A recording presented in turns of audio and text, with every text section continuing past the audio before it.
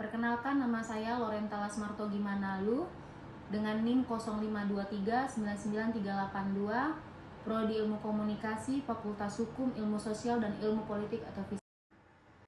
Pada kesempatan ini saya akan menjawab pertanyaan yang diberikan tutor pada sesi 3 ini sebagai tugas 1.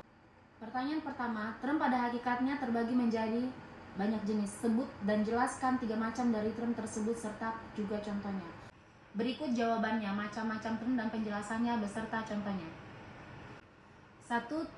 Term singular. Term ini menunjukkan satu individu, barang, atau golongan tertentu yang spesifik. Contohnya Budi, orang itu, desa itu. 2. Term partikular. Term ini menunjukkan sebagian saja dari keseluruhan himpunan. Artinya lebih dari satu tapi tidak semua. Contohnya beberapa pegawai, 4 orang siswa. 3. Term universal. Term ini menunjukkan seluruh lingkungan beserta bawahannya tanpa terkecuali. Contohnya semua orang, setiap dosen, kera, dan binatang. Selain itu, ada jenis term lain berdasarkan sifatnya, seperti term konkret menunjuk pada benda nyata, misalnya rumah, kucing.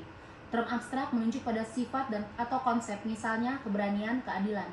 Term kolektif menunjuk pada kelompok sebagai satu kesatuan, misalnya mahasiswa UTKL, TNI.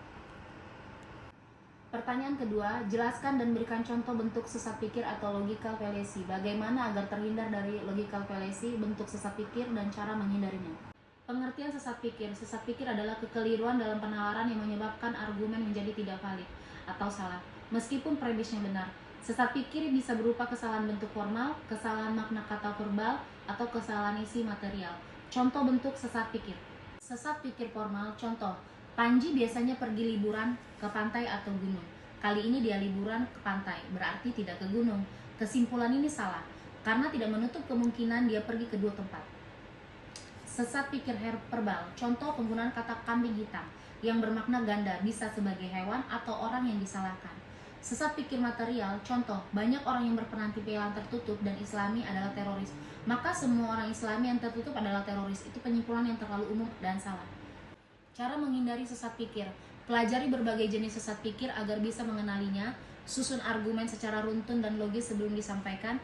Gunakan rujukan yang relevan dan terbukti kebenaran dalam membuat klaim. Lakukan cross-check atau diskusi dengan orang lain untuk memastikan kebenaran argumen. Dengan memahami jenis ini term dan mengenali serta menghindari sesat pikir, kita dapat berargumentasi dengan lebih tepat dan logis. Demikian penjelasan dan jawaban saya. Saya ucapkan sekian dan terima kasih.